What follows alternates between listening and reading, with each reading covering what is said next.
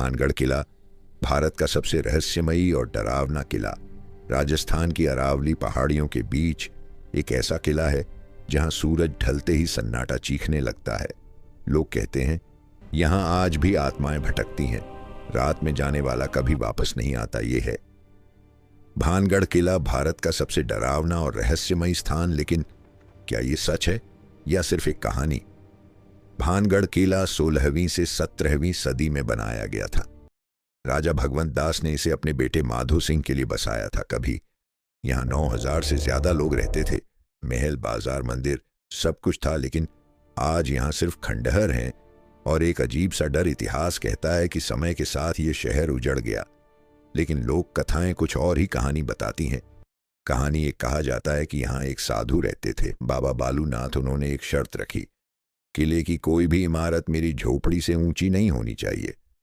लेकिन राजा के वंशजों ने इस चेतावनी को नजरअंदाज कर दिया और जैसे ही किले की छाया साधु की कुटिया पर पड़ी, उन्होंने श्राप दे दिया, यह नगर नष्ट हो जाएगा। और धीरे धीरे भानगढ़ उजड़ गया। कहानी नंबर 2। भानगढ़ की राजकुमारी रत्नावती बेहद सुंदर थी। एक तांत्रिक उनसे प्यार करने लगा। उसने काले जादू से उन्हें वश में करने की कोशिश की, लेकिन रानी को सच पता चल गया। उन्होंने उस जादू को पत्थर पर फेंक दिया। पत्थर लुढ़क कर तांत्रिक को कुचल देता है। मरते समय श्राप देता है कि यह पूरा नगर बर्बाद हो जाएगा और कोई यहाँ नहीं रह पाएगा। और कुछ समय बाद भानगढ़ सच में उजड़ गया। आज भी यहाँ सूर्योदय से पहले और सूर्यास्त के बाद जाना मना है। भारतीय पुरातत्व सर्वेक्षण ASI ने भी चेतावनी लगा रखी है। रात में प्रवेश पूरी तरह प्रतिबंधित है, लोगों का कहना है।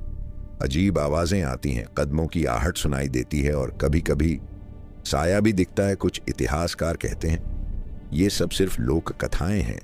असल कारण हो सकता है राजनीतिक पतन, युद्ध, पानी की कमी। लेकिन सवाल अभी भी वही है, अगर ये सिर्फ कहानी है तो यहाँ रात में जाना क्यों मना है?